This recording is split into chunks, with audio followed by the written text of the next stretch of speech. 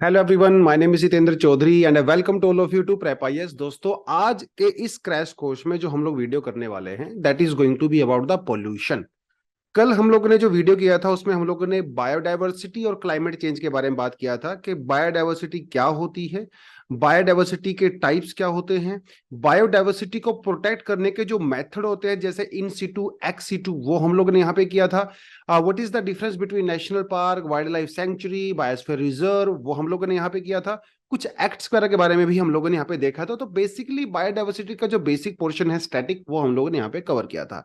ऐसे ही हम लोगों ने क्लाइमेट चेंज के बारे में, इसका मीनिंग क्या होता है, इसका इम्पैक्ट क्या होता है, डिफरेंट गैसेस की हम लोगों ने बात किया था, ग्रीन हाउस गैस इम्पैक्ट क्या होता है। तो बेसिक सी चीजें हम लोगों ने क्लाइमेट चेंज के बारे में यहाँ पे भी कवर किया था।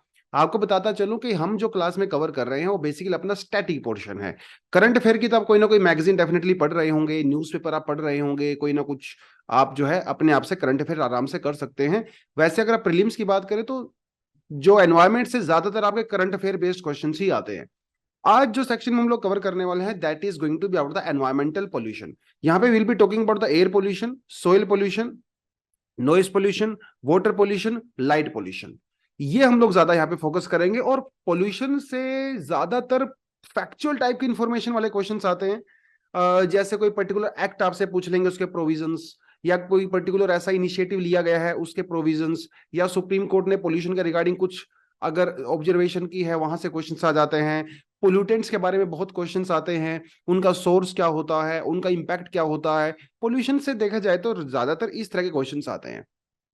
तो ऐसा चीज में कोई बहुत ज्यादा कंसेप्चुअल चीजें नहीं है, लेकिन जो भी चीजें हम लोग यहाँ पे कवर करेंगे, देखिए मतलब यूपीएससी की हम लोग एज अ लाइक प्रेपरेशन की अगर हम लोग डिपेंड बात करते हैं तो everything can not be interesting. कुछ चीजें कंसेप्चुअल होती है, करने में मजा आता है, कुछ चीजें फैक्चुअल होती है जो थोड़ा सा बोरिंग लगता है करने में, यार करना तो पड़ेगा। ठीक है, because we don't have much options. अगर नहीं करेंगे तो कोई और करेगा, इट्स अ कॉम्पिटिटिव एग्जाम। तो हर चीज इंटरेस्टिंग लगे, हर चीज कंसेप्चुअल हो वो जरूरी तो नहीं है। ठीक है, चलिए। तो शुरुआत करते हैं हम अपने सेशन की, और पोल्यूशन से ही शुरुआत करते हैं, ज्यादा डिले बिल्कुल नहीं करते। और आई होप जो क्लास पास्ट क्लासेस हम लोगों ने की हैं, 3 4 5 क्लासेस हो चुकी हैं, उसका कंटेंट आपको लगातार नीचे डिस्क्रिप्शन में लिंक मिल जा रहा है। और इस सेशन में पोल्यूशन वाले में खासकर हैंड रिटन नोट्स आपको काफी देखने को मिलेंगे, क्योंकि ये काफी पुराने नोट्स बनाए हुए थे। तो जैसे कोई अपडेटेड इन्फॉर्मेशन आती है तो मैं उसको हाथ से यहाँ पे लिख लेता हूँ और अपने नोट्स को एनरिच करता रहता हूँ। और यही कोशिश करता हूँ, इसी अप्रोच को आप भी अपनाओगे तो टाइम टू टाइम अपने नोट्स को आप भी अपडेट कर सकते हो। ठीक है जी, चलिए। तो आई होप राइटिंग आपको ठीक ठाक से समझ में आ जाएगी। ठीक है, क्योंकि थोड़ा मुझे कंसर्न रहता है कि स्टूडेंट को अगर राइटिंग समझ में नहीं, आपको पीडीएफ मैंने प्रोवाइड करा दिया तो व्हाट विल हैपन एनीवेज। तो पोल्यूशन की शुरुआत करते हैं। तो when we talk about the air pollution, water pollution and the soil pollution and noise pollution also will be talking about that as well. और इधर उधर से कुछ नए नए एस्पेक्ट आज को मैं करवाऊंगा आपको। तो यहाँ पे जो है गैसियस और पार्टिकुलेट मैटर, दो टाइप के पोल्यूशन की हम लोग यहाँ पे बात करते हैं। इंडिया में पोल्यूशन को कंट्रोल करने के लिए अपने पास air pollution control prevention act आता है 1981। Apart from that we have water pollution act 1974, इसे वाटर एक्ट भी कहते हैं, और ऊपर वाले को एयर एक्ट भी कहते हैं। बाद में फिर हम लोगों ने एनवायरमेंटल प्रोटेक्शन एक्ट बनाया था, जिसके अंदर दोनों को ही हम लोगों ने इंक्लूड यहाँ पे कर दिया है। वाटर पोल्यूशन जो 1974 है, इसके अंदर इसका यूज करके हम लोगों ने एक बड़ी ही जबरदस्त स्टैट्यूटरी बॉडी भी बनाई, जिसे कहा जाता है CPCB, central pollution control board. तो ये जो सेंट्रल पोल्यूशन कंट्रोल बोर्ड होता है, ये दोनों के अंडर में काम करता है। ये एयर एक्ट के अंदर भी और वाटर एक्ट के अंदर काम करता है। और जो एनवायरमेंटल पोल्यूशन प्रोटेक्शन एक्ट हम लोगों ने बनाया है, उसके अंडर में भी जो है बहुत सारी पावर जो है वो ओवरलैप करती है। ऐसे जब हम लोग वाटर पोल्यूटेंट्स की बात करते हैं तो सीवेज के बारे में बात करेंगे, domestic pollution, municipalities, industrial effluents जो होते हैं, इंडस्ट्री से ऐड होते हैं, थर्मल पोल्यूशन की जो इनके जो गर्म पानी वगैरह होता है हम लोग ऐड कर देते हैं। ठीक है, एग्रीकल्चर रन ऑफ जो पोल्यूशन होता है, नॉइस पोल्यूशन में भी हम लोग को अलग अलग तरह के पोल्यूशन की बात करेंगे। We have nuclear pollution pollution also. ठीक है, वो सब हम लोग यहाँ पे करने वाले हैं। उसके अलावा ई वेस्ट की हम लोग डेफिनेटली यहाँ पे बात करेंगे, जो कि बिल्कुल नया एस्पेक्ट है ई वेस्ट। तो ये भी हमारे लिए इंपॉर्टेंट हो जाता है। और देन वी हैव सोइल से रिलेटेड भी जो है पोल्यूशन के बारे में बात करेंगे। तो these are some of the aspect that we are going to cover in this lecture. बस first of all we need to know about this very powerful body which is CPCB, central pollution control board. ऐसे ही हमारे पास state pollution control board भी होते हैं, just like the centre. उनका काम लगभग सेम ही होता है, and many a times they also collaborate with each other. और जब कुछ इस तरह की चीजें यहाँ पे आती हैं तो first of all we need to know the mandate, तो कई सारे टाइप के फंक्शंस होते हैं बेसिकली जो सीपीसीबी करता है। साइंटिफिक फंक्शन होते हैं, तो what happens, it collects the data, it analyse the data through out country. जो भी पोल्यूशन के रिगार्डिंग, चाहे एयर हो वाटर हो, जो डेटा वगैरह आता है उसको एनालाइज करता है, कलेक्ट करता है। उसके बाद जो है सीओडी और बीओडी कैलकुलेट करने के बाद जो है वो पोल्यूशन को काउंट करता है। सीओडी का मतलब होता है केमिकल ऑक्सीजन डिमांड, और बीओडी का मतलब होता है biological oxygen demand. Biological oxygen demand आप इस तरह से समझिए कि जैसे अपनी वाटर बॉडी के अंदर अगर बहुत ज्यादा ऑर्गेनिक मैटर हो जाता है, अब भैया जब ऑर्गेनिक मैटर होगा तो उसको डेफिनेटली उसका ऑक्सीडेशन भी होगा, राइट, मतलब उसका डीकम्पोजिशन भी होगा। और डीकम्पोजिशन कौन करेगा, वो तो बैक्टीरियाज करेंगे। और बैक्टीरियाज को डीकम्पोजिशन करने के लिए क्या चाहिए, ऑक्सीजन चाहिए। तो जितना ज्यादा ऑर्गेनिक मैटर होगा उतना ही ज्यादा जो है डीकम्पोजिशन होगा, और उतना ही ज्यादा अपनी ऑक्सीजन का खर्च होगा, right. More organic matter will lead to more decomposition process, and it may lead to decrease in the oxygen capacity, because ज्यादा बैक्टीरिया होंगे तो ज्यादा ऑक्सीजन कंज्यूम करेंगे, और ऑक्सीजन की सप्लाई कम हो जाती है। और वाटर के अंदर जब ऑक्सीजन की सप्लाई कम हो जाती है, it's called a polluted water, that is called BOD, biological oxygen demand. This is the demand which is this is the demand of the oxygen which is required by the bacteria to do decomposition of the organic matter in our water bodies, simply आप ये कह सकते हो। Then we have the COD, chemical oxygen demand, जिसमें हम लोग organic तो include करते ही करते हैं, साथ के साथ इनऑर्गेनिक मटेरियल का भी हम लोग यहाँ पे डीकम्पोजिशन करते हैं। तो दोनों का डीकम्पोजिशन होता है, दैट इज कॉल्ड सीओडी। और एक सिंपली ऑक्सीजन डिमांड होती है अपनी, ओडी जिसको बोलते हैं। तो ये सब कैलकुलेट किया जाता है to measure the pollution level in our water bodies. This process is done by CPCB, which is our control central pollution control board. So that is the scientific function which they do. Then they have advisory functions also, तो वो central government को advise करते हैं, जो कि government policies वगैरह बनाई जाती हैं जैसे। और और सीपीसीबी अगर कुछ एडवाइस करता है गवर्नमेंट को या फिर कोर्ट को, वो उसका काफी वेटेज होता है, क्योंकि CPCB is a very powerful body. जैसे फायर क्रैकर्स की बात करें, दिल्ली में फायर क्रैकर्स को बैन कर दिया गया। That report was actually given by CPCB to the government. Later on supreme court used that report as a basis, and supreme court banned fire crackers in Delhi on Diwali. इतनी powerful body होती है ये। It also has regulatory functions as well. तो जो industrial units वगैरह होती हैं, तो उनके लिए जो स्टैंडर्ड सेट किया जाता है, that is also set by the CPCB. और कई बार जैसे कोई मान लो भाई वहां पे इतना आप वाटर जो है रिलीज कर सकते हो, इतना CO2 रिलीज कर सकते हो, वो सब चीजें स्टैंडर्ड सेट किए जाते हैं। और अगर ये इंडस्ट्रियल बॉडीज अगर उसको फॉलो नहीं करती हैं, तो सीपीसीबी जो है उनको यूनिट को शट डाउन भी कर सकता है if they violate the law. तो this is a very powerful body actually. Policies बनाती है, एडवाइज करती है, रेगुलेट करती है। और जो अपनी EIA रिपोर्ट्स होती हैं, एनवायरमेंट इंपैक्ट असेसमेंट, क्या होता है जब कोई इंडस्ट्रियल यूनिट लगाई जाती है किसी भी जगह पे, उस इंडस्ट्रियल यूनिट लगाए जाने से पहले उस पूरे एरिया की असेसमेंट की जाती है कि भाई हम लोग जो यहाँ पे यूनिट लगा रहे हैं इसका इंपैक्ट क्या होगा। जैसे मान लो किसी को ट्राइबल एरिया में जो है 1000 एकड़ जो है हेक्टेयर लैंड को अगर कट करना है, और वहां पे अगर किसी को केमिकल फैक्ट्री लगानी है, ठीक है, तो उस केमिकल फैक्ट्री लगाने से पहले उस पूरे एरिया की असेसमेंट की जाती है कि वहां की इकोनॉमी पे, वहां के जो ट्राइबल लोग हैं, वहां की जो हेल्थ है, वहां के जो वाटर सोर्सेज हैं, उनके ऊपर क्या इंपैक्ट पड़ेगा उसको लगाने से। और उसके बाद जो है उसको परमिशन दी जाती है वो फैक्ट्री या यूनिट लगाने के लिए। This is called environment impact assessment. वो जो रिपोर्ट होती है, उसका जो डेटा होता है, वो भी हमारे सीपीसीबी के द्वारा एनालाइज किया जाता है, and SPCB also, state pollution control board also. Even देखिए एनवायरमेंट इंपैक्ट असेसमेंट के अंदर एक पोर्शन होता है जिसके तहत जो पब्लिक होती है जिसको वो यूनिट इंपैक्ट कर रही है, वो अपनी कंप्लेंट दर्ज करवा सकते हैं। और उसके बाद एक पब्लिक हियरिंग होता है, तो सीपीसीबी जो है वो पब्लिक हियरिंग भी कर सकती है। It's a very powerful body. Then we have abandonment and the treatment of the pollutants. जो फंड्स वगैरह होते हैं सीवेज ट्रीटमेंट वगैरह के, पंपिंग वगैरह के, वो जो फंड्स वगैरह होते हैं वो भी दिए जाते हैं by CPCB to the local bodies. तो it's a very powerful body, you should know this. इस तरह के प्रोविजन सबसे एग्जाम में पूछे जा सकते हैं। Then we have impact environmental protection act which is very powerful act, जिसके अंदर अपना वाटर एक्ट और एयर एक्ट दोनों ही कंबाइन होते हैं। तो इसको तो थोड़ा सा आप अपने आप से भी पढ़ सकते हो, ठीक है। एक्ट वगैरह हम लोग सेपरेटली भी करेंगे, एक सेपरेट चैप्टर लेके आएंगे उसके लिए हम लोग। एक चैप्टर हम लोग कन्वेंशन को लेके आएंगे, जो इंटरनेशनल डोमेस्टिक कन्वेंशन है, और एक एक्ट हम लोग रेगुलेशंस और एक्ट्स को लेके आएंगे। तो 2 लेक्चर अपने बचे हुए हैं, वो हम लोग अलग, अलग से कर लेंगे। मेजर प्रॉब्लम, एनवायरमेंटल प्रॉब्लम कौन कौन सी हैं? We have a problem of acid rain, ozone depletion, climate change, hazardous air pollutants, photochemical smoke, oil spills, desertification, chronic metallic poisoning. इनमें से मोस्टली चीजें आज हम लोग लेक्चर में कवर कर लेंगे। तो पोल्यूशन क्या होता है? Pollution is basically something which is added in our surrounding, which is undesirable. Yes, so it's undesirable material into the environment as a result of human activities, that is considered as a pollution. देखिए specially mention किया हुआ है human activities.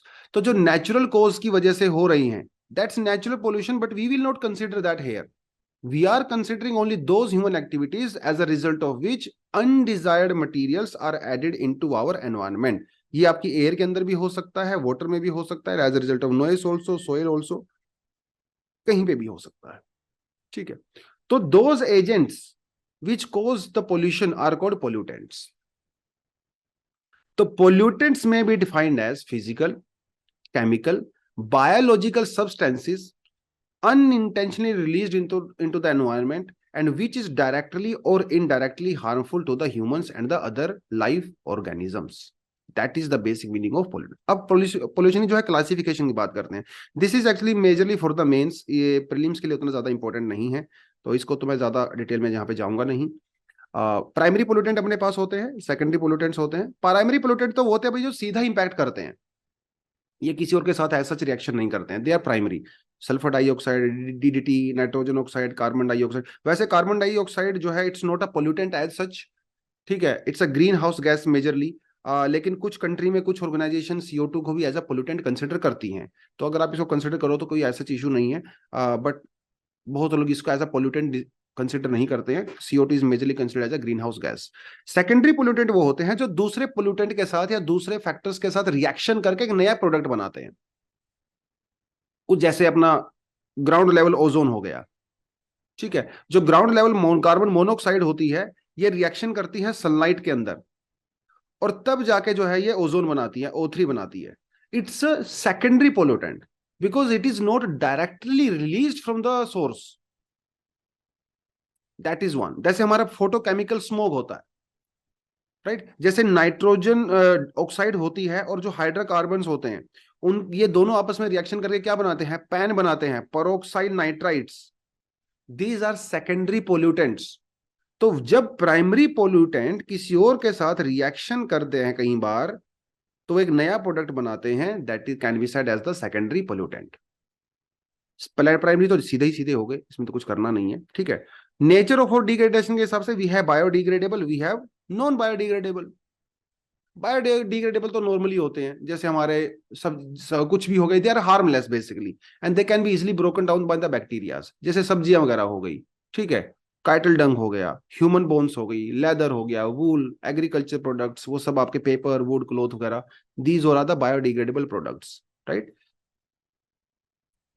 एक हमारे पास होते हैं non biodegradable. These pollutants which cannot be broken down into simpler harmless substances are called biodegradable। जैसे DDT के बारे में मैंने आपको ऑलरेडी बता दिया था, है ना, it's a POP, persistent organic pollutant as well। DDT plastic जो होती हैं, पॉलीथीन बैग्स होते हैं, insecticide, pesticide, mercury, lead, arsenic, metals like aluminium, synthetic fibers, all these are non biodegradable। They are not easily broken down by the bacteria and the microorganisms। They stay in our environment for millions of years। They are biodegradable and actually they are the major concern for us, biodegradable। फिर अपने पास आता है particulate matter. Particulate matter क्या होता है? They are very small minute solid particles, they can be liquid droplets also and they keep on floating and suspending in the air only. ये हमारी हवा में ही घूमते रहते हैं, जो बहुत माइन्यूट होते हैं, छोटे से होते हैं, और जब हम लोग सांस लेते हैं तो हमारी बॉडी में एंट्री कर जाते हैं, हमारे लंग्स में एंट्री, हमारी ब्लड के अंदर एंट्री कर जाते हैं। They are called particulate matter. ये दो साइज के होते हैं, PM2.5 एंड PM10। ठीक है, PM10 एंड PM2.5, ये थोड़ा सा यहाँ पे देख सकते हो। PM2.5 तो बहुत ही ज्यादा माइन्यूट होते हैं, ना तो आपको दिखाई देते हैं, जब इसे हम लोग इनहेल करते हैं तो हम इसे फील भी नहीं करते हैं। And they are quite dangerous, they can enter into our blood stream also and they enter into our lungs also, specially those people who have respiratory issues, उनके लिए it can be very dangerous as well. तो इसके लिए तो आपको mask लगाना पड़ता है। 2.5 के लिए तो मास्क ही एक तरीका होता है N95, अदरवाइज तो नॉर्मली तो आपकी बॉडी में चला ही जाता है। तो particulate matter PM2.5 is a mixture of the microscopic particle like ash, soot, dust, dirt, and some metals also. These particles arise from the vehicles and the industrial emissions. Road dust जो होती है, tyre वगैरह wear tier हो जाते हैं, construction site होती हैं, would burning की जाती है, वहां से ये जो है आपको निकलता है। ठीक है, और इसी तरह के क्वेश्चन आपसे पूछे जाते हैं, which of the following is the source of PM2.5। ऐसे ही क्वेश्चन प्रीलिम्स में आते हैं। Fuel combustion and the chemical reaction lead to the formation of PM2.5 as well. ठीक है, PM2.5 which trap particles in the nose and the throat. जब हम लोग सांस लेते हैं तो हमारे नोज में, थ्रोट में ट्रैप हो जाता है। Later on it can enter into our lungs also and it's very dangerous, specially though it can cause cough, asthma etcetera and lung cancer as well if that is very dangerous. अगर बहुत toxic है तो lung cancer भी हो सकता है। ठीक है, देखिए यहाँ पे लिखा हुआ है PM2.5 level increased up to 999 in Delhi on November 7, 2017। और WHO कितना रिकमेंड करता है? 60 मैक्सिमम, ये उससे बहुत ज्यादा है। They are the highest level ever in India. ठीक है, और ये व्हीकल्स वगैरह से और वो सब चीजों से निकलता है।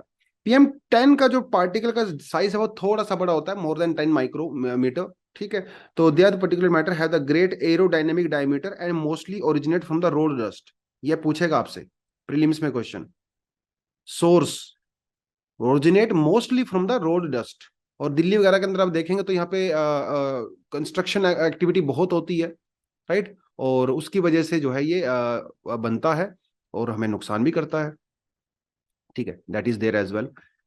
Then we have non biodegradable, हम लोगों ने बात कर ही लिया। एग्जिस्टेंस इन नेचर के हिसाब से अगर बात करें, we have quantitative pollutants and we have qualitative pollutants. Qualitative pollutants are basically those pollutants which are created by human beings, आप इस तरह से कह सकते हो। ठीक है, जैसे DDT, herbicides, fungicide, insecticides and all that. Quantitative measures जो नेचर के अंदर में भी ऑलरेडी एग्जिस्ट करते हैं, जो नेचुरल फॉर्म में होते हैं, ठीक है, उसको हम लोग जिसे की पर्टिकुलर क्वांटिटी हम लोग मेजर कर सकते हैं। क्वालिटेटिव वालों की हम लोग एग्जैक्टली मेजर नहीं कर सकते, because they stay for longer period of time in our atmosphere. तो दीज जो क्वांटिटेटिव वाले हैं, these are substances normally occurring in the environment which acquire the status of the pollutant when their concentration gets increased due to their activity of a man। ठीक है, usually जब ये nature के अंदर exist करते हैं तो they are not called pollutants. उनका जो ओरिजिनल नेचर है वो पोल्यूटेंट का नहीं है। जब हम इंसान बहुत ज्यादा ऐड कर देते हैं, दे बिकम अ पोल्यूटेंट। जैसे carbon dioxide as such is not a pollutant, but as a result of anthropogenic activity, जब इसकी कॉन्सेंट्रेशन इंक्रीज हो जाती है, इट बिकम्स अ पोल्यूटेंट। ठीक है, ये सब आप थोड़ा यहाँ पे देख सकते हो। ओरिजिन ऑफ पोल्यूटेंट के हिसाब से natural pollutant and anthropogenic, basically ऊपर वाला ही आप यहाँ पे कह सकते हो। ठीक है, मैन मेड एक्टिविटीज वगैरह से होता है। So now let's move to the air pollution as such. तो पोल्यूशन तो जो आपको सिंपली समझ में आ ही गया, it's when something is material is added, unwanted material or elements are added in our surrounding, that is called pollution as a result of human activities. Air pollution is defined as the introduction of the pollutants, organic molecules or other unsafe material into earth's atmosphere, that is called air pollutant। जैसे इसने बोला excessive gases like carbon dioxide and other vapors that cannot be effectively removed through the natural cycle such as carbon cycle and the nitrogen cycle। ठीक है, these are called our air pollutants, जो natural process से remove नहीं किए जा सकते। Nature भी बहुत सारा CO2 रिमूव कर देता है, ऑफ कोर्स, हमारे ओशंस हैं, जंगल वगैरह हैं, लेकिन भैया एक लिमिट से ज्यादा अगर हो जाएगा तो वो भी कई करेंगे बेचारे। ठीक है, then it becomes a pollutant. And it's a very serious concern actually, खासकर मेट्रो सिटीज के अंदर जो PM 2.5 है, Delhi, Chandigarh, Mumbai, it's quite serious. ठीक है, और हमारे पास अपना एक्ट है तो है ही, we have our air act and we have environmental protection act 1985, जो मैंने आपको बोला उसको स्पेशली थोड़ा इसी को पढ़ना पड़ेगा। ठीक है, इसके प्रोविजंस वगैरह आप थोड़ा देख लोगे, तो वो थोड़ा सा आप देख सकते हो। ठीक है, types of air pollutant, we have primary, we have secondary, उसकी बात हम लोगों ने already कर लिया है। ठीक है, classification of pollutants, particular pollutants ये बेसिकली सॉलिड नेचर के होते हैं, जो PM 2.5 PM 10 की बात हम लोगों ने किया। गैसियस में मतलब CO2 ये सब करके आ गया। ठीक है, उसके अलावा जो है benzene, ethylene, biological pollutants, asbestos, radon, ये आपके रेडियो एक्टिव पोल्यूटेंट्स होते हैं, रेडियो एक्टिव पोल्यूटेंट्स होते हैं। ठीक है, बेंजीन, इथाइलिन, बायोलॉजिकल पोल्यूटेंट्स में भी कहीं रेडियो एक्टिव हो सकते हैं, एस्बेस्टोस, रेडॉन वगैरह, ये थोड़ा आपको सेपरेटली याद करना पड़ेगा। ये तो सिंपल सा है याद करना, इसमें कोई दिक्कत नहीं है, these are also quite simple also. Fly ash की कल हम लोगों ने बात किया था, ग्रीन हाउस गैस भी जो है एक इसके अंदर आता है। ये जो पॉइंट है, ये अभी I would say this is the most important slide, ये दो स्लाइड हैं जहां से सबसे ज्यादा प्रीलिम्स में क्वेश्चंस पूछे जाते हैं। एक पोल्यूटेंट आपको देंगे, उसका डिस्क्रिप्शन आपको देंगे, उसका इंपैक्ट आपको देंगे, और उसका सोर्स आपको देंगे। ये बहुत जरूरी है। तो कार्बन मोनोऑक्साइड तो हम लोगों ने कल कर ही लिया था, it's highly toxic, it is produce from the internal combustion engine. जब इनकम्प्लीट कंबस्शन होती है तो CO2 निकलता है, जब जो इनकम्प्लीट होती है तो CO निकलता है, जब कंप्लीट कंबस्शन होता है तो CO2 निकलता है, क्योंकि यहाँ पे ऑक्सीजन दो है। कुछ और सोर्सेज भी हो सकते हैं, yes there can be volcano forest fire also and it's a greenhouse gas also. ठीक है, what is the impact? Carbon monoxide can cause poisoning, yes. ठीक है, carbon monoxide also produces carboxyhaemoglobin, तो they actually reduce the oxygen carrying capacity in the blood. Very important factor, prelims में 2-3 बार पूछा जा चुका है ये पॉइंट, आगे भी पूछा जाएगा कि इसका इंपैक्ट क्या होता है। Then we have CO2, it's heavier than air, कल हम लोगों ने कर लिया था, ग्रीन हाउस गैस होती है, वोल्केनोज, फायर्स, फॉसिल फ्यूल्स, वहां से सबसे निकलता है। ठीक है, इसके इंपैक्ट भी खैर हम लोगों ने कल पढ़ ही लिया था। ठीक है, it can cause dizziness, headache, right. CO2 इज अ asfixiant गैस, देखिए क्या भी लिखा हुआ यहाँ पे, एसफिक्सियंट गैस, इसका मतलब क्या होता है? It's a condition arising when a body is deprived of the oxygen. जब CO2 की मात्रा ज्यादा हो जाती है तो ऑक्सीजन की जो है मात्रा कम हो जाती है, रिड्यूस कर देता है ऑक्सीजन की, इसे कहते हैं अस्फियक्स, मतलब घुटन महसूस होती है, सफोकेशन महसूस होता है जब CO2 ज्यादा बढ़ जाता है। It can lead to unconsciousness, और एक्सट्रीम केस में it can also lead to death as well. और CO2 when reacts with water, you know very well, it makes the carbonic and bicarbonic acids as well, which leads to acidification। ये भी हम लोगों ने कर लिया था। Carbonic rain is very high in the polluted regions, it further degrades the soil capacity as well। Then we have chlorofluorocarbons, कहाँ से रिलीज होते हैं? Refrigerators, air conditioners, aerosols. ठीक है, they are very destructive to the ozone layer, ये हम लोगों ने कल कर लिया था। वैसे ओजोन अपने पास आती है, this is very toxic, very toxic. Ozone can actually cause itchy eyes, they can damage tobacco leaves, very important factor, बहुत कम देखने को मिलता है सोर्सेज वगैरह में, ये आपकी एनसीईआरटी में मिलता है, 11th स्टैंडर्ड की एनसीईआरटी से लिया गया है पॉइंट। ठीक है, और they can create fleck on the upper surface of leaves, तो that is the impact, highly toxic होता है। Usually it is found in the stratosphere, yes of course, वहां पे this is not harmful, but when ozone is on the ground it's quite dangerous for us. तो industry vehicles वगैरह वहां से जो है निकलता है। Then we have nitrogen oxides also, nitrogen oxide जो है, what are the the sources and what can they cause? They can be caused or they can produce as a result of reaction between oxygen and the nitrogen at a high temperature। ये अपने focus करना है, UPSC में क्या करेगा वो, इसकी जगह लो दे देगा आपको, नो वही, this is high temperature, such as combustion engine, industries, वहां से निकलता है आपका nitrogen oxides. What they can do, asthmatic condition वालों के लिए तो बहुत डेंजरस होता है, जिनको पहले से ही रेस्पिरेटरी इश्यूज होते हैं। They play major role in smog, smog means fog and smog, acid rain, nitric acid बनाते हैं, it also leads to the greenhouse gas effect as well. और जो सिट्रस फ्रूट होते हैं, जैसे आपका ऑरेंज हो गया, ग्रेप्स हो गए, सिट्रस फ्रूट्स, उनकी प्रोडक्शन को भी कम करते हैं। टोमेटोज की ग्रोथ को सप्रेस करते हैं। जो बीन प्लांट्स होते हैं उनके लीव्स को इंजर करते हैं। ठीक है, जो कॉटन होता है कॉटन को डिस्ट्रॉय करते हैं। तो these are the impacts of these. ठीक है, ये बिल्कुल स्पेसिफिक एग्जाम्पल्स हैं और यहां से सीधा सीधा प्रीलिम्स में क्वेश्चन आता है। ये सब रट्टाफिकेशन है भैया, इसमें कुछ ऐसा सच एक्सप्लेन करने का नहीं है, बट पॉइंट्स आपको मैं बता रहा हूँ, नोट्स आपको ये मिल जाएंगे। यूजली जो आप जनरल नोट्स पढ़ते हो वहां पे आपको एज सच इतना स्पेसिफिक कंटेंट नहीं मिलेगा जो कंटेंट मैं आपको यहाँ पे प्रोवाइड करवा रहा हूँ। ठीक है, तो कई सालों की मेहनत से ये कंटेंट कलेक्ट किया जाता है और तब आपको दिया जाता है। अब पढ़ना आपका काम है, कंटेंट हम लोगों ने दे दिया, थोड़ा एक्सप्लेनेशन हम लोगों ने यहाँ से दे दिया है। Then we have ethylene. Ethylene, ठीक है, तो इथाइलिन का इंपैक्ट क्या होता है? लीफ एब्सिशन हो सकता है, फ्लावर जो है ड्रिपिंग हो सकती है, ठीक है, एपिनेस्टी हो सकता है। These are the things. उसके अलावा we have PAN, peroxyacyl, nitrite. ये क्या करता है? It can create the bronzing of underside leaf, तो प्लांट ग्रोथ को रिड्यूस करता है। जो यंग लीव्स होते हैं they are actually more susceptible to the damage as a result of the PAN. Then we have SO2, तो bleach spot, chlorosis, chronic injury to the spinach and other leafy vegetables, very dangerous for the leafy vegetables। तो ये काफी specific information है। ठीक है, इससे ज्यादा detail में आपको नहीं जाना है, this is actually more than desired. Okay, तो इतना भी कर लोगे तो आपके लिए बहुत काफी सफिशिएंट है। Then we have sulphur dioxide also, VOCs also, benzene, ethylene, asbestos. ठीक है, ये थोड़ा आप देख लीजिएगा।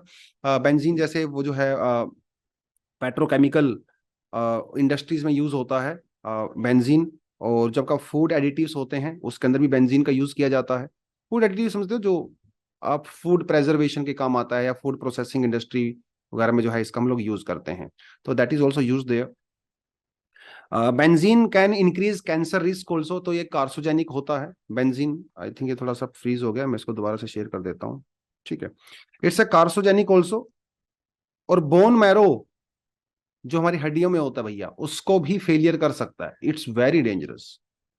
जो हमारे VOCs होते हैं, जैसे हम लोग जो फायर एक्सटिंग्विशर्स होते हैं, परफ्यूम्स वगैरह होते हैं, वहां पे जो उसको हम लोग VOCs जो है बोलते हैं। इसकी वजह से हमारी आईज के अंदर इरिटेशन हो सकती है, स्किन नोज वगैरह के अंदर इरिटेशन हो सकती है। बहुत ज्यादा अगर एक्सपोजर हो जाता है तो हमारे लीवर वगैरह को भी डैमेज कर देता है। तो this is also quite dangerous. Ethylene की बात करें तो it is use in the plastic and the chemical industry. ठीक है, to make polythene and the polymers. इससे जो है it can create headache and the dizziness. Ethylene oxide is a carcinogenic also, so it can also cause cancer just like benzene. We have asbestos. ठीक है, तो fibrous minerals के अंदर जो है पाया जाता है। अगर बहुत ज्यादा एक्सपोजर अगर इससे हो जाता है, it can also lead to cancer, it can lead to fibrosis also. ये एक लंग्स का बड़ा खतरनाक डिसीज होता है। ठीक है, इसको एस्पाइस्टोसिस भी बोलते हैं। It can lead to lung cancer as well. तो these are some of the impacts. कुछ हमारे पास रेडियो एक्टिव पोल्यूटेंट्स भी होते हैं, they are also very dangerous, like we have arsenic. Arsenic, जब वाटर से हम लोग ग्राउंड वाटर को बहुत ज्यादा एक्सप्लॉइट कर देते हैं तो आर्सेनिक आना शुरू हो जाता है हमारे वाटर के अंदर भी। What it can lead to bronchitis, dermatitis, skin cancer, black foot disease. इससे हो जाता है ब्लैक फुट डिसीज, 2-3 बार यूपीएससी में यहाँ से क्वेश्चन पूछा जा चुका है। रेडियो एक्टिव ओवरऑल जो एलिमेंट्स होते हैं, if you are expose to them they can lead to thyroid, DNA mutation, blood cancer, very dangerous. Aldehyde, irritation of the eyes and respiratory tracts, बहुत परेशान होते हैं। कैडमियम से इताई इताई नाम का रोग होता है, bronchitis, fibrosis of the lungs, hypertension, cancer. Mercury, enzyme poison. ठीक है, नर्वस सिस्टम डिसऑर्डर हो जाता है, मीनामाता डिसीज जिसको बोलते हैं। जैसे we have vanadium, cholesterol synthesis issues.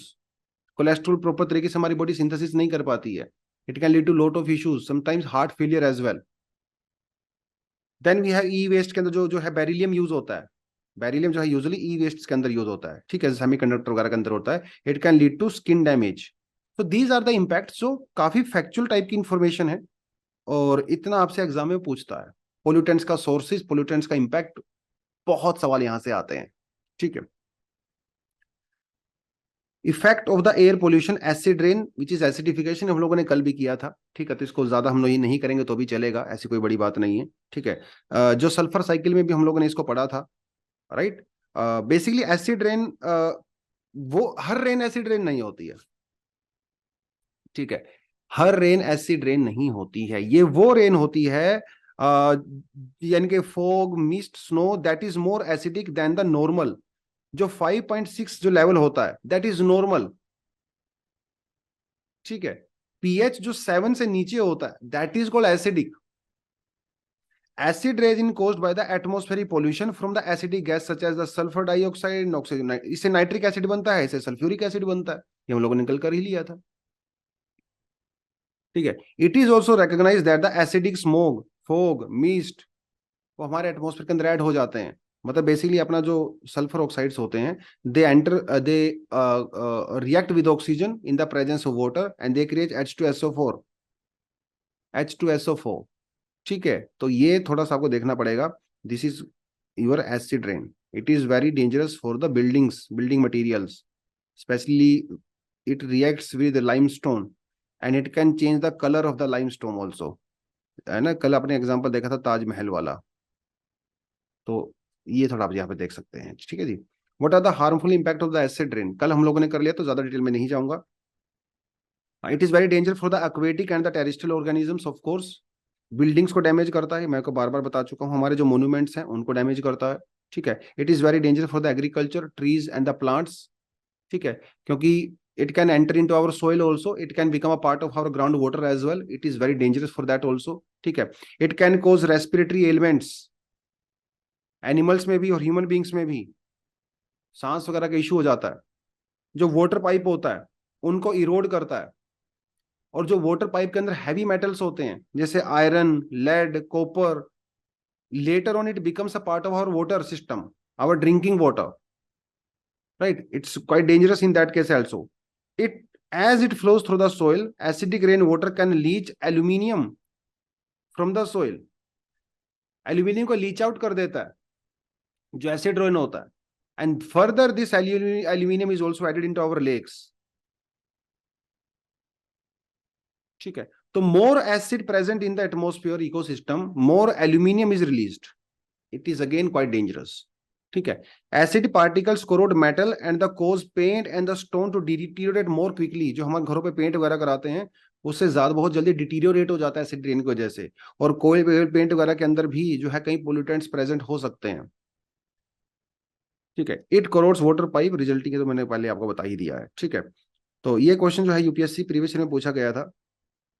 Acid rain caused by the pollution of the environment by carbon dioxide, carbon monoxide and the carbon dioxide, ozone and the carbon nitrous oxide and the sulfur oxide। ये last to last I think 2018 का question है ये, ठीक है, UPSC का, और 18 और 19 में से ही कोई इसमें पूछा गया था। तो नाइट्रस ऑक्साइड और सल्फर ऑक्साइड सीधा सीधा सब वही है, नाइट्रिक एसिड बनाता है और सल्फ्यूरिक एसिड बनाता है, एसिड रेन में जो है कन्वर्ट करता है, ठीक है। Now we have a very important topic called smoke. Smoke is a combination of smoke and fog, और ये जो स्मोक होती है it can have many different dangerous pollutants in it, और when it combines with fog it becomes very dangerous। खासकर winter में अगर आप देखें, विंटर में जो फॉग होती है, अर्बन एरियाज की मैं बात करूं, रूरल एरियाज की बात नहीं कर रहा हूं, तो अर्बन एरिया में जो फॉग होती है उसके अंदर हमारे बहुत सारे पोल्यूटेंट्स ट्रैप हो जाते हैं, PM2.5, dust particles, pollutants and all that. तो जैसे ही हमारा सरफेस और यहाँ पे फॉग है तो इसके अंदर होते हैं बहुत सारे पोल्यूटेंट्स। अब सुबह सुबह अगर आप मॉर्निंग वॉक करने जाओगे तो these pollutants will enter into your body of course because you will inhale. तो अर्बन एरियाज में स्पेशली जो इंडस्ट्रियलाइज्ड होते हैं दे वहां पे होती है smoke. The word smoke is derived from the smoke and the fog. It caused by the burning of the large amount of the coal, vehicle emissions, industrial fumes, etc. तो urban areas में जो thermal power plants वगैरह होते हैं या industries होती हैं, vehicles वगैरह होते हैं, वहां से बहुत सारे पोल्यूटेंट्स रिलीज होते हैं। Later on these pollutants are trapped in our air, ground air में, and it creates a smog. दो टाइप का स्मोक होता है, classical smog like London smog जिसको कहते हैं, एंड फोटोकेमिकल स्मोक। ठीक है, लंदन जो स्मोक होता है वो कहाँ पे होता है, कूल एंड ह्यूमिड जो क्लाइमेट्स में होता है, कूल एंड ह्यूमिड, क्योंकि लंदन जो है वो हायर लैटिट्यूड पे है। It's a mixture of smoke, fog and SO2। इसे रिड्यूसिंग स्मोक भी कहते हैं। फिर अपने पास आता है फोटोकेमिकल स्मोक। ये होता है वार्म, ड्राई और सनी क्लाइमेट्स में, दोनों में फर्क है। यह पूछेगा आपसे एग्जाम में कि वार्म, ड्राई और जो सनी क्लाइमेट होते हैं वहां पे किस टाइप का स्मोक होता है। फोटोकेमिकल स्मोक, फोटो का मतलब ही होता है सनलाइट, तो जहां पे ज्यादा सनलाइट होती है। ठीक है, तो unsaturated hydrocarbons plus sunlight plus NO, यहाँ पे SO2 की बात नहीं कर रहा, वो NO की बात कर रहा है, जो ऑटोमोबाइल फैक्ट्री वगैरह से निकलता है।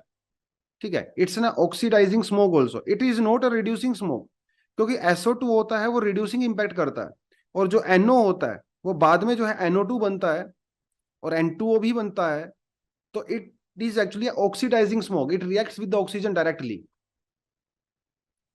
तो इसीलिए से ऑक्सीडाइजिंग स्मोक भी कहते हैं। तो इंडिया में आपको यूजुअली जो है वो फोटोकेमिकल स्मोक देखने को मिलता है। तो थोड़ी ठंडी जगह होती है, ड्राई होती है, वहां पे आपको लंदन स्मोक यानी कि क्लासिकल स्मोक भी देखने को मिलता है, क्लासिकल स्मोक।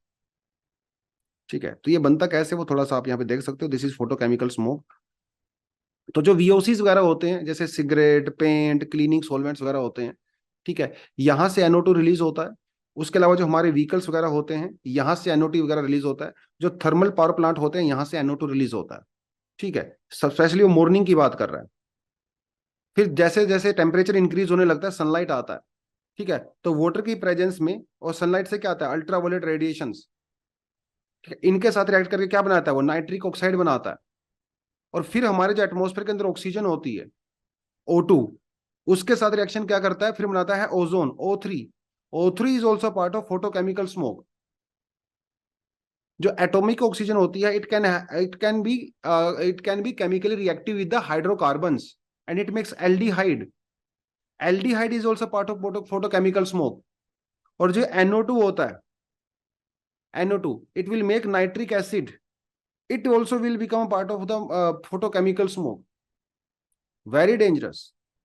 तो फोटोकेमिकल स्मोक में क्या क्या हो सकता है, ozone, aldehyde and nitric acid, ये आपको पता होना चाहिए, प्रीलिम्स के लिए क्वाइट इंपॉर्टेंट। ठीक है, चलिए, इफेक्ट क्या होता है फोटोकेमिकल स्मोक का, eye irritation, headache, chest pain, dryness of throat, cough, cracking of रबड़, जो हमारे टायर्स वगैरह होते हैं क्रैक हो जाते हैं, जो रबड़ वगैरह होती है नॉर्मली वो क्रैक हो जाती हैं as a result of that. ठीक है, चलिए, how to control photochemical smoke, तो इसमें तो कुछ ज्यादा करने को है नहीं। Use the catalytic converters. ठीक है, स्पेशल टाइप के कन्वर्टर्स आते हैं जिसे हम लोग अपने व्हीकल्स की जो पाइप होती हैं उसके अंदर लगा देते हैं। ठीक है, और जिससे जो ये जो हार्मफुल केमिकल्स होते हैं वो कम रिलीज होते हैं। ठीक है, उसके अलावा जो है सर्टेन प्लांट्स जैसे पाइरस, पाइनस, ठीक है, विटीज, क्यूरेकस, ये सब भी अगर हम लोग लगाते हैं, ये प्लांट भी NO2 को मोबिलाइज करते हैं, एब्जॉर्ब करते हैं। तो ये थोड़ा आपको इनके नाम से भी पता होने चाहिए, ये आपको प्रीलिम्स वगैरह में इस तरह की इंफॉर्मेशन आपसे पूछ लेता है। ठीक है, चलिए, ये क्वेश्चन भी पूछा गया था अभी रिसेंटली एग्जाम में। ठीक है, Gothenburg protocol 1999, multi effect protocol भी इसको कहते हैं। ठीक है, तो it's an official title of the protocol which is done by the UNICEF, UNECE protocol. ठीक है, किस काम के लिए होता है use, to control acidification, eutrophication, ground level ozone, Gothenburg protocol इसको कहते हैं। ठीक है, तो ऐसे पूछेगा which of the following international protocol is actually used और फोकस्ड ऑन यूट्रोफिकेशन और एसिडिफिकेशन, तो आपको याद रखना है। ठीक है, गुथनबर्ग प्रोटोकॉल।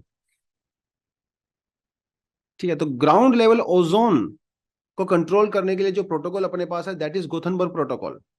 तो ये क्या करता है, जो sulphur dioxide, nitrogen oxide, ammonia, volatile organic matter, इनकी लिमिट सेट कर देता है।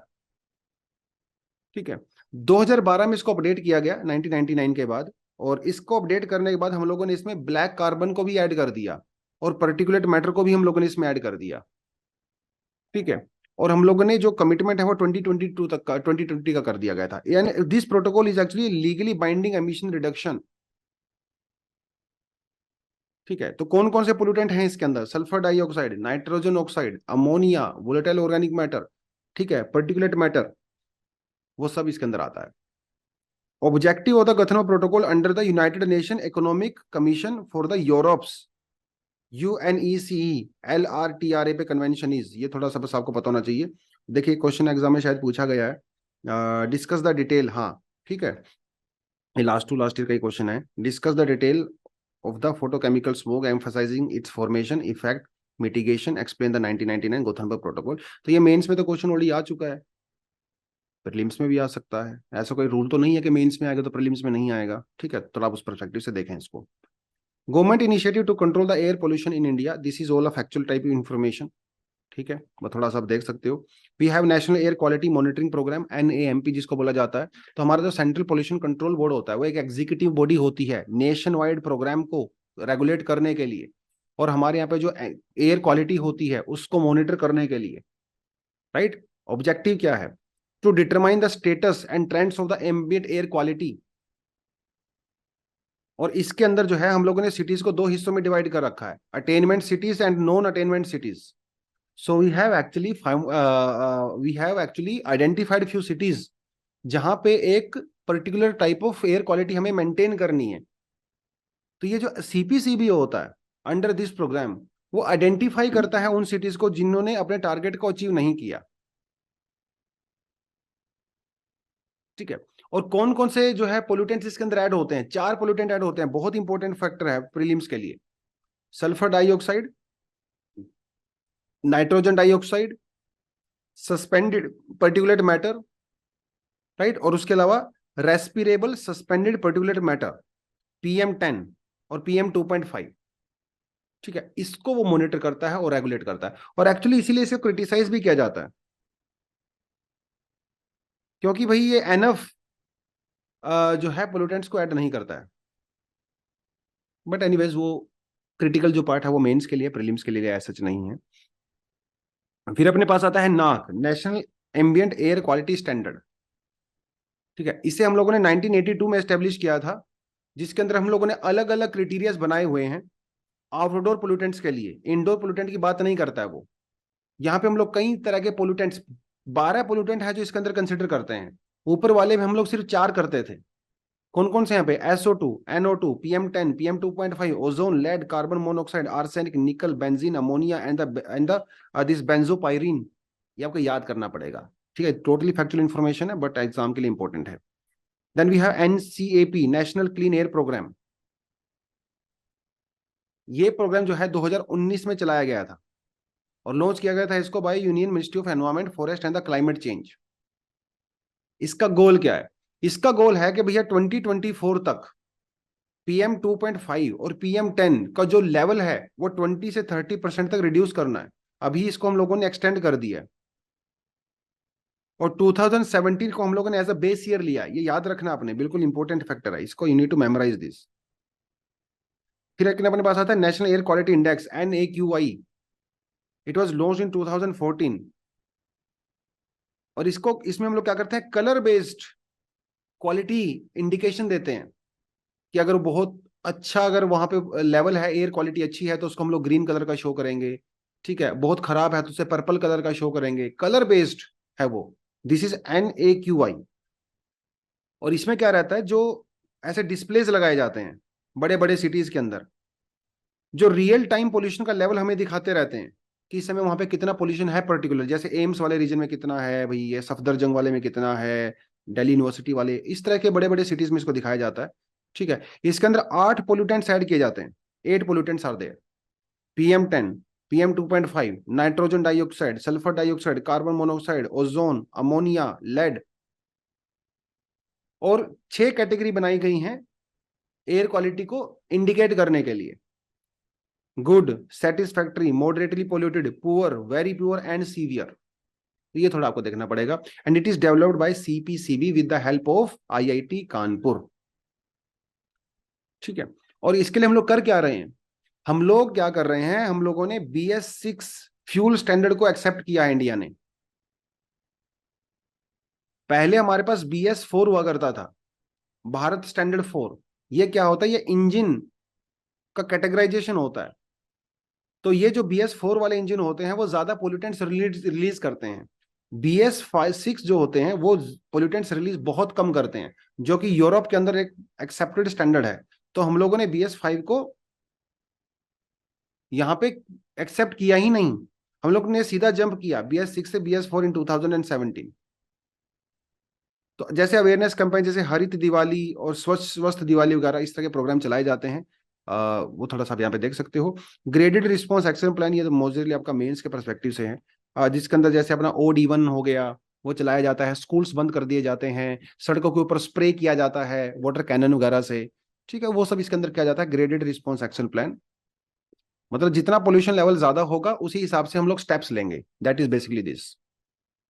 फिर भारत स्टेज नोम, ये तो मैंने आपको करवाई दिया, ये इंजन की बेसिकली कैटेगरी होती है। ठीक है, जितना एडवांस इंजन होगा उतना ही कम पोल्यूटेंट्स को रिलीज करेगा।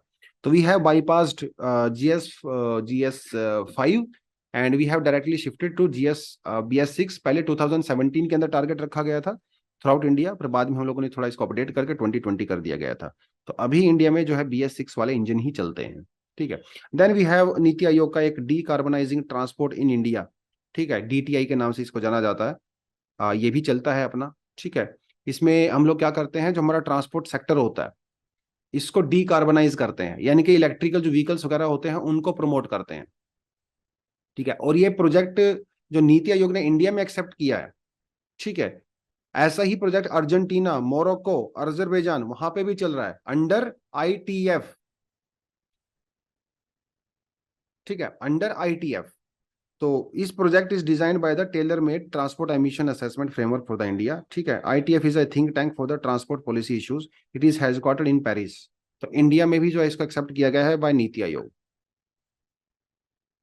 ठीक है, इट इज, तो थोड़ा बस आगे देखेंगे। थोड़ा सा करंट अफेयर वाला पार्ट भी हम लोग यहाँ पे देख सकते हैं, हालांकि करंट अफेयर के लिए अलग से वीडियो आ चुका है ऑलरेडी चैनल पे, आप वो देख सकते हो। इंड AR CSIR नीरीज वेब फैसिलिटी नो लॉन्च्ड। ठीक है, वायु विंड ऑगमेंटेशन प्योरीफाइंग यूनिट, थोड़ा आप इसको देख सकते हो। It's an air pollution control device which can purify air in a area of 500 metre square. Purify करता है भैया एयर को।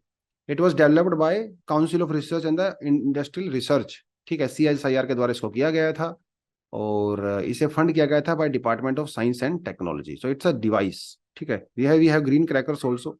जब दिल्ली में क्रैकर्स को बैन किया गया तो फिर हम लोगों ने ग्रीन क्रैकर्स चलाए। ग्रीन क्रैकर जो है वो 30% तक रिडक्शन कर सकते हैं पर्टिकुलेट मैटर का। ठीक है, क्योंकि यहाँ पे हम लोग यूजली क्या यूज करते हैं, पोटेशियम नाइट्रेट एज ऑक्सीडेंट्स। ठीक है, ये आप थोड़ा देख सकते हैं। चलिए, स्मोक टावर्स जो लगाए जाते हैं, जैसे दिल्ली में कनॉट प्लेस के अंदर स्मोक टावर लगाया गया है, ये एयर प्योरिफिकेशन का ही काम करता है। ठीक है, चाइना में इसको शुरुआत में चलाया गया था, फिर बाद में हम लोगों ने इंडिया में भी इसको लेके आए हैं। एंटी स्मोक गन ये भी चलाई जाती है भैया दिल्ली वगैरह में, जहाँ पे बहुत ज्यादा पोल्यूशन होता है। ठीक है, तो वहाँ पे एंटी स्मोक गन चलाई जाती हैं। और वाटर स्प्रिंकलर होता है, बेसिकली ये पानी वानी जो है डाला जाता है, जिससे स्मोक वगैरह कम हो जाता है। Then we have water and the nature initiative वानी। ठीक है, it works in more than 12 river basins in India over 30 countries world wide. ठीक है, वानी क्या करता है, जो वाटर को, हैवी वाटर होता है, ठीक है, उसमें से जो पोल्यूटेंट्स होते हैं उसको रिमूव करता है और उसको प्योरीफाई करने की कोशिश करता है। That is about it. ठीक है, चलिए नेक्स्ट अपने पास जो आता है that is indoor air pollution. Sources क्या होते हैं इंडोर, देखिए हमारी माताएं जो है घर में खाना बनाती हैं, if you belong from a village, चूल्हे पे खाना बनाया जाता है। ठीक है, that also leads to indoor air pollution, जो चूल्हे वगैरह पे खाना बनाया जाता है। क्या क्या सोर्सेज हो सकते हैं, firewood, crop crop waste, of course dung, जो उपले वगैरह से खाना बनता है, जलाया जाता है। टबैको प्रोडक्ट्स, बिल्डिंग मटेरियल, ठीक है, फर्निशिंग, पर्सनल केयर प्रोडक्ट्स, जो ब्यूटी प्रोडक्ट्स हम लोग लगाते हैं, परफ्यूम लगाते हैं, क्रीम्स वगैरह लगाते हैं, उससे भी इंडोर एयर पोल्यूशन होता है। बहुत जबरदस्त इंपैक्ट है। 7 मिलियन डेथ वर्ल्ड वाइड हुई पोल्यूशन की वजह से, जिसमें से 2.6 मिलियन सिर्फ इंडोर पोल्यूशन की वजह से हुई है। Indoor pollution is very serious problem. हमें ऐसा लगता है घर के अंदर पोल्यूशन नहीं है, बट बहुत होता है। खासकर वीमेन और चिल्ड्रन, इनको बहुत ज्यादा नेगेटिव इंपैक्ट करता है। जो लो इनकम कंट्री है, आप इसको इंडिया को भी यहाँ पे इंक्लूड कर सकते हो, 6% डेथ जो है वो इंडोर पोल्यूशन की वजह से होती है। 6% death. It can lead to irritation of eyes, nose, headache, fatigue, dizziness etcetera. It can also cause cancer, eye problems. Indoor fire भी हो सकती है। जैसे कई बार लोग क्या करते हैं, सर्दियों में हमारे यहाँ पे जैसे अंगीठी जला लेते हैं रात को सोने से पहले, है ना, विंटर्स में, और उसे हाथ सेकते हैं और बाद में उसको जलती को छोड़ के सो जाते हैं, जिससे गर्मी, एक हमारा देसी हीटर है ये अंगीठी, लेकिन इससे CO2 निकलता है भैया। और जब CO2 को हम इनहेल करते हैं तो डिजीनेस होता है, अनकॉन्शियसनेस होती है। तो कई बार केस ऐसे भी देखने को मिलते हैं विंटर में कि पूरे का पूरा परिवार सुबह उठा ही नहीं, क्योंकि इतना CO2 हो गया था। और CO2 आपको पता है अस्फिक्सिया क्रिएट करती है। It leads to reduction of the oxygen level in our blood, और धीरे धीरे आदमी बेहोश हो जाता है, और बेहोशी में ही राम नाम सत्य हो जाता है। That is how this is dangerous, indoor pollution is quite dangerous. ठीक है, क्या क्या मेजर्स लिए जा सकते हैं, ये तो ज्यादा मेंस के परस्पेक्टिव से ही है। अवेयरनेस तो ऑफ कोर्स गोबर गैस का यूज कर सकते हैं, LPG का यूज कर सकते हैं, जो स्टोव्स वगैरह होते हैं उसका यूज कर सकते हैं, चिमनी का यूज कर सकते हैं अपने किचन वगैरह में। ठीक है, वेंटिलेशन प्रॉपर तरीके से होनी चाहिए। कुछ ग्लोबल इनिशिएटिव अब तक तो नहीं लिया हम लोगों ने एज सच, लेकिन ये भी ले सकते हैं, इंटरनेशनल कॉपरेशन वगैरह, ये थोड़ा मेंस के परस्पेक्टिव से है। ठीक है, गवर्नमेंट के द्वारा क्या क्या प्रोग्राम चलाए गए हैं, that is also there. Census 2011 क्या कहता है, 65.9% household depend on the solid biomass. आज भी लोग लकड़ी का यूज कर रहे हैं, डंक का यूज कर रहे हैं, उपले जो बनाए जाते हैं गोबर से। आज भी इंडिया में 2011 के हिसाब से 65% लोग। तो 2014 में सरकार ने उन्नत चूल्हा अभियान चलाया था, जिसके अंदर जो कुक जो स्टोव होता है अच्छी क्वालिटी का जो है डिस्ट्रीब्यूट किया गया था। देन वी है national biogas and the manure management program, NBMMP। इसमें क्या किया जाता है, बायोगैस प्लांट लगाए गए थे। ठीक है, देन वी है PM उज्ज्वला योजना 2016। ठीक है, स्वच्छ ईंधन बेहतर जीवन, it was launched by ministry of petroleum and the natural gas. तो ये क्या करता है, it provides clean cooking fuel through LPG। तीसरा समुद्र इनिशिएटिव जो सरकार ने लिए हैं, ठीक है, आप उसको थोड़ा देख सकते हैं। Then we have national ambient air quality standard. इसके अंदर 12 पोल्यूटेंट है, जो भी हम लोगों ने बात किया था। ठीक है, बेंजोपायरीन, अमोनिया, बेंजीन, निकल वगैरह, आप उसको थोड़ा देख सकते हो। ठीक है, देन वी हैव NCAP। इसको 2019 में, ये तो हम लोगों ने ऑलरेडी डिस्कस कर लिया है। ठीक है, ऑलरेडी डिस्कस लिख देता हूँ यहाँ पे, already discussed. Government initiative to combat air pollution, तो BS6 वगैरह हम लोगों ने देख लिया है। ये नेशनल एयर क्वालिटी, ये रिपीटेड है बेसिकली यहाँ पे। ठीक है, it's a repeated content, but आप थोड़ा इसको भी देख सकते हो। ठीक है, then we have water pollution. तो वाटर पोल्यूशन को कंट्रोल करने के लिए तो हमारे पास एक है भैया, वाटर एक्ट जिसको कहा गया। बाद में ये एनवायरमेंटल प्रोटेक्शन एक्ट के अंदर इसको मर्ज किया गया, मतलब उसके अंदर इसको पावर दी जाती है। And this is water act 1974। तो ये वाटर पोल्यूशन को डिफाइन करता है। What is water pollution? Water pollution is addition of the some substances like organic, inorganic, biological, radioactive in our water bodies. Sometimes heat can also be there, a part of water pollution. और जब ये addition होता है, they degrade the quality of water, and that water is very hazardous for man, animal, plants, because we cannot use that water which is pollutant. What are the basic parameters for calculating water pollution? Dissolved oxygen, already हम लोगों ने बात कर लिया है। Dissolved oxygen क्या होता है? It is the amount of oxygen dissolved in the water and usually measured in the oxygen probe, DO electrodes का यूज करके इसको जो है मेजर किया जाता है। ठीक है, उसके लिए जो यूनिट है ऑक्सीजन को लेवल को मेजर करने की, that is called Winkler dissolved oxygen test, वो यूज किया जाता है। अगर 8 ppm से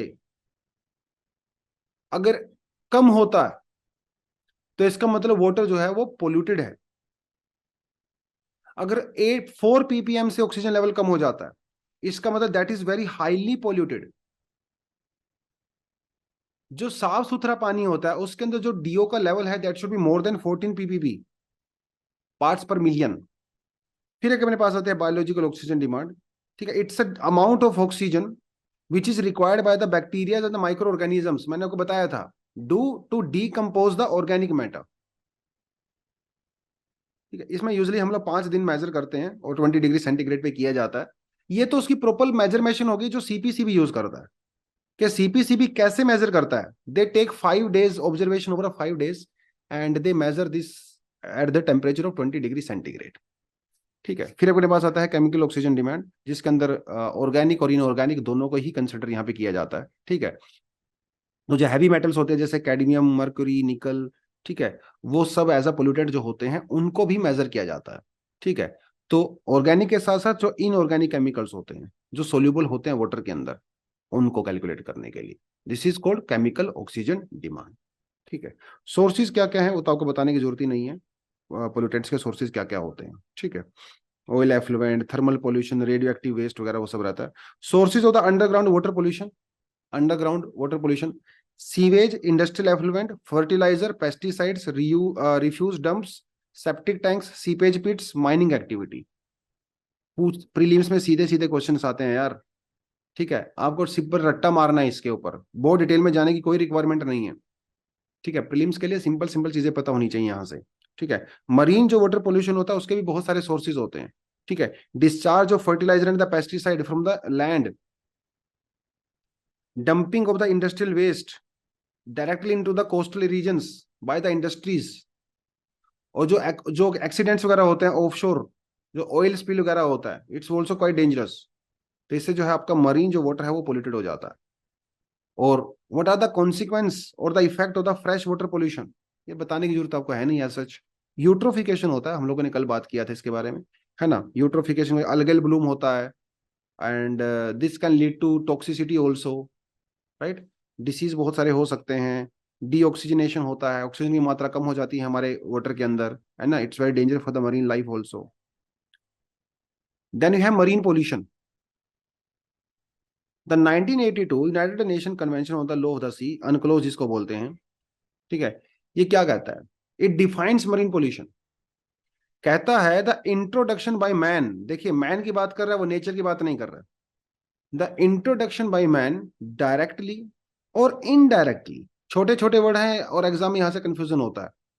डायरेक्टली और इनडायरेक्टली ऑफ सब्सटेंसेस और एनर्जी, मतलब यहां पे एनर्जी वो हीट की बात भी कर रहा है, into the marine environment which results or is likely to result in such deteriorates effect on the human life।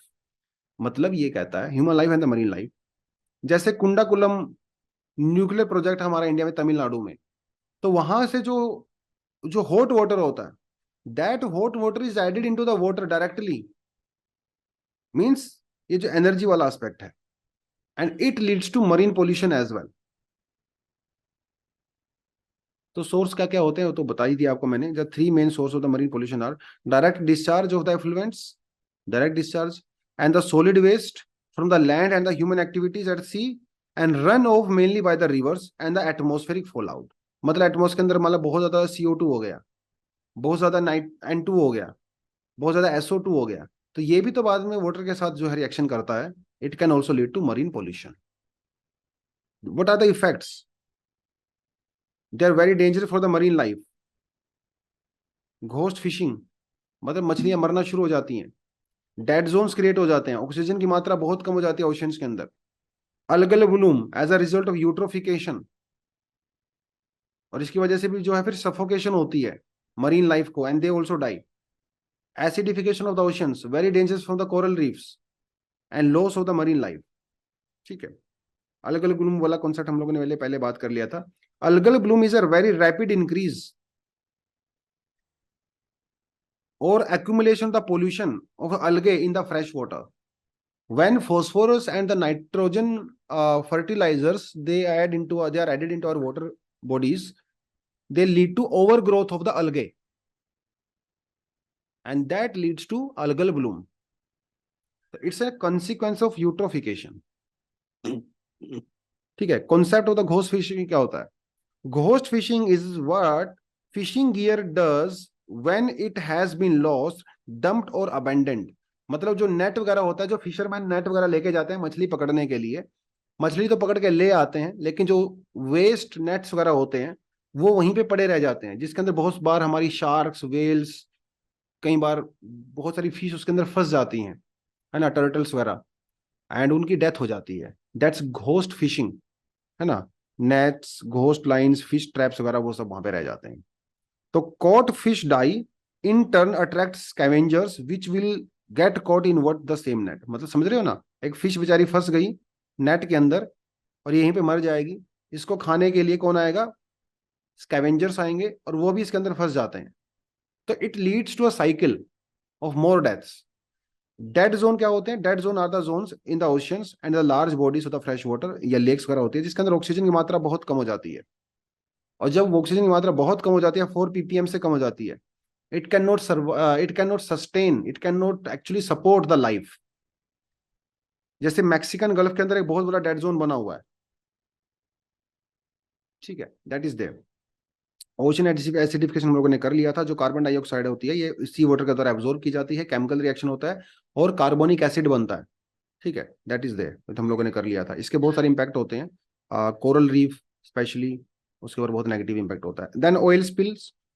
Oil spill is a release of the liquid petroleum hydrocarbon into the environment,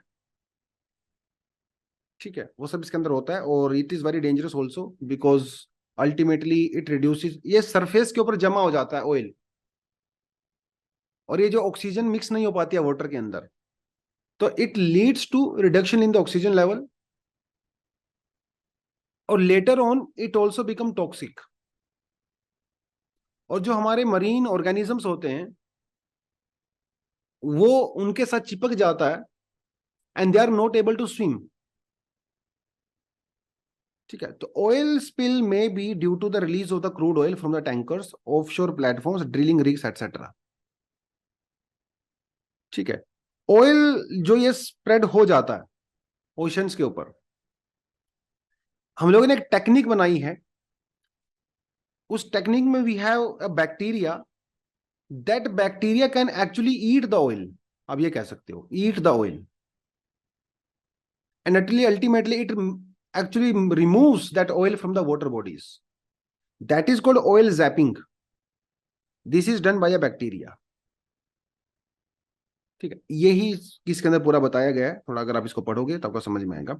oil zapping bacteria was developed over a period of 7 years by the TERI and the project was supported by the department of biotechnology government of India and the ministry of science and the technology. Then we have this noise pollution. Noise pollution मतलब वही है कि भाई जब noise बहुत ज्यादा loud होती है, ठीक है, that becomes a part of noise pollution. जब नॉइज की इंटेंसिटी एक लेवल से ज्यादा होती है, देखिए 20 डेसिबल से अगर वॉइस कम होती है that is called whisper. WHO क्या कहता है, कहता है sound intensities which are less than 17 dB are not damaging for the living organisms. लेकिन जब वो 70 dB से ज्यादा हो जाती है then it becomes a pollution. Exposure of the for more than 8 hours to constant noise beyond 85 dB may be very hazardous. It can lead to many negative impacts for our hearing capacity also, especially women जो pregnant होती हैं उनके लिए it can be very dangerous. जो DJ वीजे पे नाचते हैं बहुत सारे लोग बहुत हाई वॉल्यूम करके, it's actually dangerous. So we have few legislative measures to control the noise pollution. Excessive noise has been registered as a crime under 268 of the IPC. Noise Pollution Regulation and the Control Rule 2000. Noise has been recognized as a pollutant under Environment Act 1986. और दिन और रात की भी limit हम लोगों ने decide किया हुआ है। जैसे आप ये कह सकते हो कि रात को 12 बजे के बाद डीजे वगैरह पे बैन किया गया है, शादी वादियों में डीजे नहीं बजेगा अर्बन एरियाज में। जो हॉस्पिटल्स हैं, एजुकेशन इंस्टीट्यूशंस हैं, ठीक है, उनके आसपास जो 100 मीटर का एरिया है उसे साइलेंस जोन डिक्लेयर किया गया है, ठीक है। अंडर सेक्शन 133 ऑफ IPC जो लाउड स्पीकर्स होते हैं आप उसको बहुत ज्यादा यूज नहीं कर सकते, ठीक है। Apart from that we have some provisions in motor vehicle also, factory act also, railway act etcetera etcetera, ठीक है।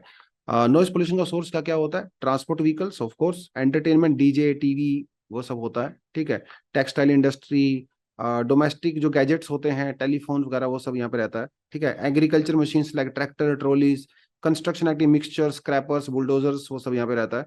आजकल बुलडोजर की वजह से यूपी में काफी साउंड पोल्यूशन हो रहा है, noise pollution and all that, आपको अच्छे से पता ही होगा मैं क्या बात कर रहा हूँ।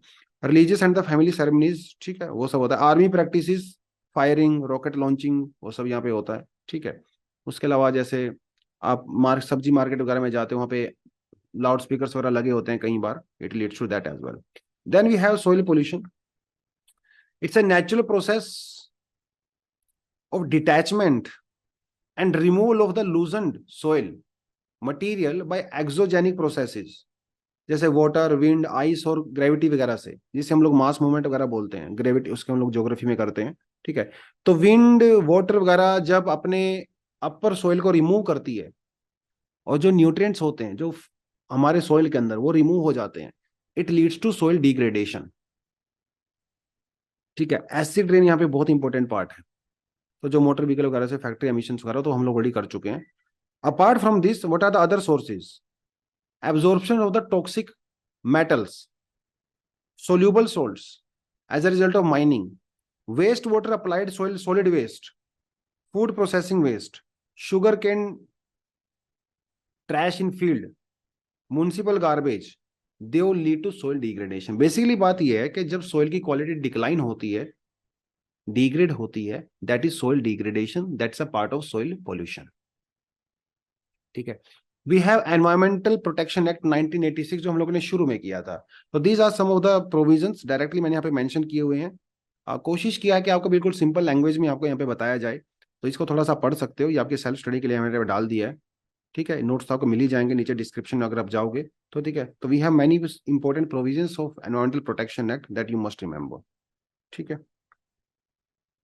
चलिए, apart from that CPCB, we have some other bodies also, like we have EPCA जो सिर्फ दिल्ली के लिए बनाया गया था, ठीक है। We have NGT also, national green tribunal also.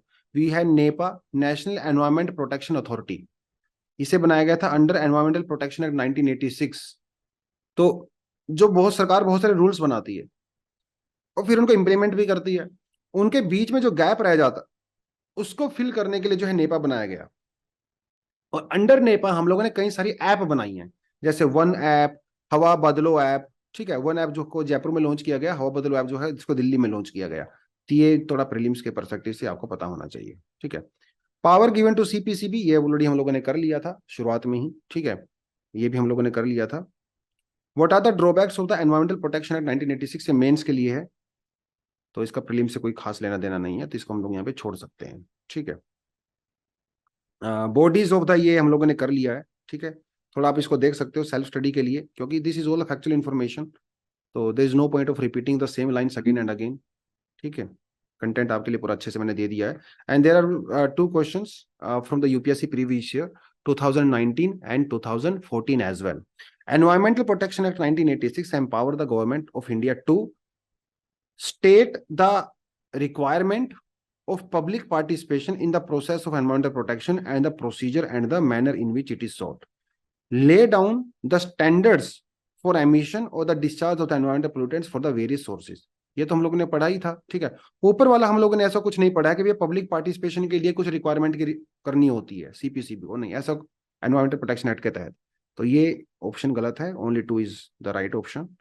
Then we have 2014 में भी यूपीएससी में पूछा गया था question, animal welfare board of India was established under the Environmental Protection Act. The National Tiger Conservation Authority is a statutory body. The National Ganga River Basin Authority is chaired by the Prime Minister। तो क्या लगता है आपको, ठीक है। ये statement जो है बिल्कुल सही है, ठीक है। तो अपना आंसर हो जाता है 1, 2 and 3। उसके अलावा we have some other questions also. 2015 में क्वेश्चन पूछा गया था, the genetic engineering appraisal committee is constituted under the environmental protection act 1986। ये 2015 का क्वेश्चन है, यूपीएससी में पूछा गया था, ठीक है। And then we have this question also, the acidification of the ocean is increased, why is this phenomena a cause of the concern, ठीक है। जब एसिडिफिकेशन बढ़ता है तो ऑफ कोर्स जो फाइटोप्लैंक्टन्स होते हैं, जो कैलकेरियस, बिकॉज उनके आसपास जो शेल बनता है वो किसका होता है, वो हमारा कार्बोनिक एसिड का ही तो होता है, कैल्शियम कार्बोनेट का, है ना। तो वो सब इंपैक्ट होगा। The growth and the survival of the coral reef, of course survival. Acidification तो सब कुछ खतरनाक ही होता है भैया, ओशन मरीन पोल्यूशन जब होगा, एसिडिफिकेशन होगा, तो everything is going to be impacted in a negative way. The survival of the some animals that have phytoplankton larva will be adversely affected, yes, and the cloud seeding and the formation of the clouds will be adversely affected, yes. ठीक है, NGT का यहाँ पे आपको content दिया गया है।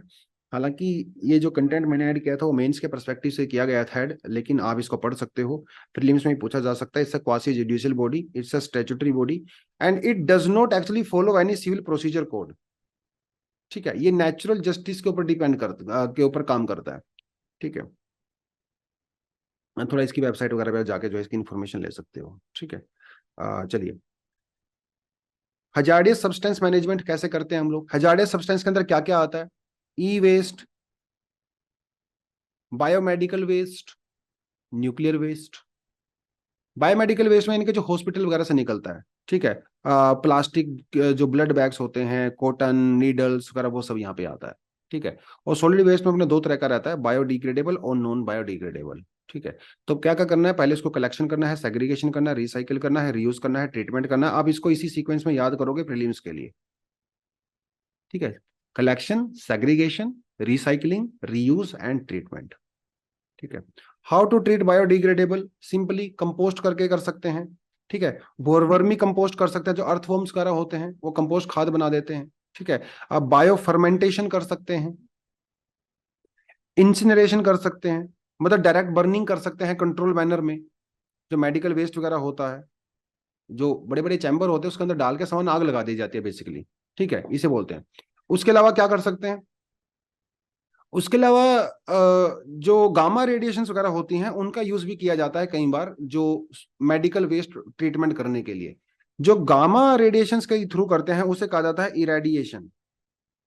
This process is called irradiation. तो आपसे एग्जाम में इस तरह की चीजें पूछ सकता है। जो नॉन बायोडिग्रेडेबल होते हैं उसको हम लोग कैसे मैनेज कर सकते हैं, बाय इंसिनरेशन, जला के। ठीक है, सैनिटरी लैंडफिल्स वगैरह जो होती हैं, waste to energy, pyrolysis and plasma arc. तो ये थोड़ा सा आपको पता होना चाहिए। अगर आपको इसके बारे में थोड़ा जानना है तो गूगल कर सकते हो समझने के लिए, बट अगर प्रीलिम्स के लिए नाम में आपको कर लोगे वो भी आपके लिए सफिशिएंट है। ठीक है, then we have biomedical waste, we have infectious waste, we have non infectious waste. ये यूजली जो है हम लोग रेडियो आइसोटोप्स की बात कर रहे हैं। ठीक है, biochemical waste can be in both solid and the liquid form. कुछ एग्जांपल्स इन्होंने यहाँ पे दिए हुए हैं बायोकेमिकल वेस्ट के, बायोमेडिकल वेस्ट के। ठीक है, जैसे सीरिंज होती हैं, स्कैलेप्स होते हैं, broken glass, animal tissues, bandage वगैरह होती हैं, ग्लव्स वगैरह होते हैं, लेबोरेटरी जो वेस्ट होता है वो सब इसके अंदर में यहाँ पे आता है। ठीक है, बायोकेमिकल वेस्ट के कई टाइप होते हैं, infectious waste, sharps, pathological waste, pharmaceutical waste, genotoxic waste, radioactive waste, chemical waste, और जनरली जो दूसरे टाइप के वेस्ट रहते हैं। ठीक है, further the central pollution control board has designated separate colour codes also. Prelims के लिए काफी इंपॉर्टेंट है। ऊपर वाली स्लाइड इतनी इंपॉर्टेंट नहीं है प्रीलिम्स के लिए, ये वाला जो पॉइंट है दिस इज क्वाइट इंपॉर्टेंट, कि कौन सा जो डस्टबिन होता है वो कौन से टाइप के वेस्ट के लिए यूज किया जाता है। येलो बिन को यूज किया जाता है anatomical waste, chemical waste, soiled waste, chemotherapy waste, discarded linens वगैरह। रेड को किया जाता है प्लास्टिक वेस्ट के लिए, ब्लू को किया जाता है मेटेलिक इम्प्लांट्स के लिए, और ग्लास वेस्ट, दोनों को कंबाइन करके आप यहाँ पे कर सकते हो। और ब्लैक बिन को किया जाता है for hazardous and the other waste. ये थोड़ा आपको पता होना चाहिए, प्रीलिम्स के लिए काफी इंपॉर्टेंट यहाँ पे नजर आता है। ठीक है, then you have land pollution. Land pollution is also a part of the soil pollution as well. तो हम लोगों ने यूएन के अंदर 1992 में जो रियो अर्थ सबमिट किया था उसके अंदर जो है यूएन के अंदर हम लोगों ने जो यूएन कन्वेंशन किया था टू कम्बाट डेजर्टिफिकेशन। ठीक है, this is more for the prelims mains rather than prelims, तो इसको मैं ज्यादा डिटेल में नहीं जाऊंगा।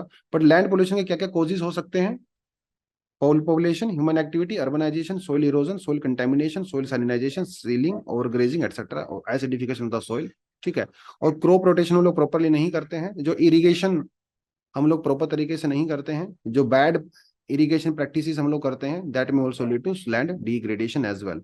उसके अलावा जो एग्रीकल्चर प्रैक्टिसेस आजकल हम लोग करते हैं जिसके अंदर we use lot of pesticides, ठीक है, फंजीसाइड्स वगैरह, that can also lead to land degradation, right. उसके अलावा जो हमारा मानसून है, मानसून इज क्वाइट इरेटिक। आप ये समझ लीजिए कि इंडिया में 8 से 7 से 8 महीने तो भैया ड्राइनेस ही रहती है। फिर जून जुलाई अगस्त सितंबर में बारिश होती है, 8 महीने तो बिल्कुल ठंडा ड्राई रहता है, 4 महीने में अचानक से बारिश होती है। तो वाटर इरोजन जो है वो भी इंडिया में क्वाइट प्रोमिनेंट है। तो that also may lead to land degradation. Degradation means जब लैंड की क्वालिटी डिक्लाइन होने लगती है। उसके अलावा इंडस्ट्रियलाइजेशन की वजह से जो हम लोग डिफोरेस्टेशन वगैरह करते हैं, that may also lead to this. Invasive species can cause the death of the indigenous species, so that may further lead to land degradation. So there are many causes of the land degradation, ठीक है। then you have light pollution which is the last one। Light pollution मतलब बहुत ज्यादा light होती है आजकल cities के अंदर। It is very hard to see the stars, even you can not see the stars. What are the components of the light pollution? Glare, sky glow, clutter, and light trespass. Glare means excessive brightness that caused a visual discomfort. Sky glow का मतलब होता है जो night sky glow करता है, brightening हो जाती है, we are not able to see the stars. Clutter means bright, excessive and the confusing grouping of the light sources. बहुत सारे सोर्स होते हैं लाइट के, कंफ्यूजन क्रिएट हो जाता है। Then light trespass, light falling where it is not intended और the needed. हमारी आंखों में लगती है भैया लाइट। लाइट पोल्यूशन के इफेक्ट क्या होता है? Disturb the reproductive cycle of the animals, it disturb the migration of the bird, उनकी नेविगेशन को जो है नेगेटिवली इंपैक्ट करता है। ठीक है। हमारा जो सिरकेडियन रिदम होता है हमारी बॉडी का, मतलब हम लोग रात में सोते हैं, दिन में जागते हैं, ये ह्यूमन का एक रिदम होता है। लेकिन लाइट की वजह से, हम लोग एक्सेसिव लाइट की वजह से रात को जागना शुरू कर देते हैं, दिन में सोना शुरू कर देते हैं। रात को जागे, दिन में तो खुद ही नींद आएगी, ऑब्वियस सी बात है ना। That impacts our rhythm and it can lead to lot of issues also, खासकर हाइपरटेंशन, शुगर, वो सब जो है यहाँ पे हो जाता है। Excessive blue light emitted from the LEDs, जो हमारे मोबाइल फोन की वो बात कर रहा है, it can impact our sleep wake pattern. जो मोबाइल वगैरह हम लोग रात को देखते हैं, नींद नहीं आती है। ठीक है। तो कौन कौन से कानून है इंडिया में एनवायरमेंटल रिजर्वेशन कंजर्वेशन को लेके? तो ये सब कानून है, इसको हम लोग नेक्स्ट वीडियो में जो है 1 by 1 जो है करने वाले हैं। तो इस वीडियो में पोल्यूशन ही हम लोगों ने किया था, लेकिन पोल्यूशन का एज अ चैप्टर काफी फैक्चुअल इंफॉर्मेशन होती है, तो पढ़ाने में उतना मजा नहीं आता, लेकिन एज एन एस्पिरेंट आपको करना पड़ेगा, क्योंकि यहाँ से एग्जाम में बहुत सारे क्वेश्चंस पूछे जाते हैं। खासकर जो सबसे इंपॉर्टेंट यहाँ पे है वो होता है पोल्यूटेंट, उनके सोर्सेज और उनके इम्पैक्ट। ये भी अगर आप कर लोगे ना, आपको एक आधा क्वेश्चन यहाँ से मिल जाएगा। बाकी करंट अफेयर के अंदर जो नए नए इनिशिएटिव लिए गए हैं, जो ऑर्गेनाइजेशंस हैं, कन्वेंशंस हैं, प्रोटोकॉल्स हैं, वहां से क्वेश्चंस आते हैं। तो बेसिकली मोजरली जो है करंट अफेयर बेस्ड क्वेश्चंस ही आते हैं। नेक्स्ट जो हम लोग करेंगे एनवायरमेंटल इंस्टीट्यूशंस, एनवायरमेंटल लेजिस्लेशन, वो सब हम लोग यहाँ पे करेंगे। फिर एक लास्ट वीडियो में हम लोग जो है कन्वेंशंस करेंगे, डोमेस्टिक एंड द इंटरनेशनल। ठीक है जी, चलो तो इसको तो हम यही खत्म करते हैं। Thank you very much, all the best, जय हिंद।